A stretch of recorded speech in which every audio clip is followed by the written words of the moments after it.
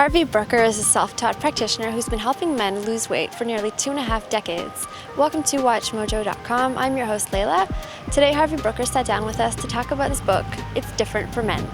How realistic is it for men to adopt healthy eating habits in a society driven by unhealthy workplace values? We have lost our way, that's for sure, because if we go back 125, 150 years ago, we usually grew what we needed and ate it and then went to bed and got up 12 hours later and burnt our calories, but that's not the way it is today. We have to train ourselves to restrain ourselves, and that is something that most people don't want to do. So they're paying the price for it, and obesity and all its related diseases, high blood pressure, cholesterol, diabetes, and sleep apnea. I did a sexuality survey. I've done a few of them now. It would seem like the more weight that a person would lose, the more active he became.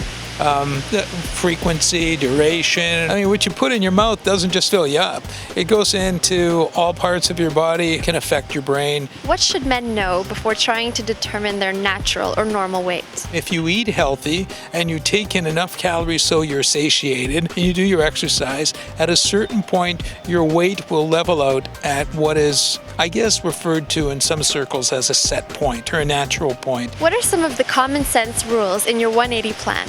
I try to line up food in two different categories: food and sometimes what we think of food, but is really non-food. Things that are usually in the category of novelties. High sugar, often high fat, like cookies, cakes, and things of that nature. And I really try to get my clients to avoid eating even one of these things, because what happened is you start off with one of those things and it set in motion your desire for eating more of them again, because it really does have a chemical effect on you. And so I get people to understand what food is and how to really take command of what food is and how much you should have of it. So I have this little bit of psychology that I teach people. You start off with a nice big salad: red pepper, green pepper, onions, cucumbers, and you have that first, and then you go to getting to your main plate, which is maybe some Brussels sprouts or broccoli or what we call our free foods. Basically, they're foods that we just don't count because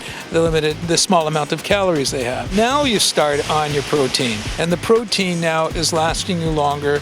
You're finished for the day because you had a good breakfast in the morning, nice lunch, and you had some fruit during the course of the day. In the morning, by the time you get up, the food's burned away overnight, and you're ready to eat again, because your grandmother always told you the most important meal of the day was always breakfast. Thank you very much for your time. My absolute pleasure.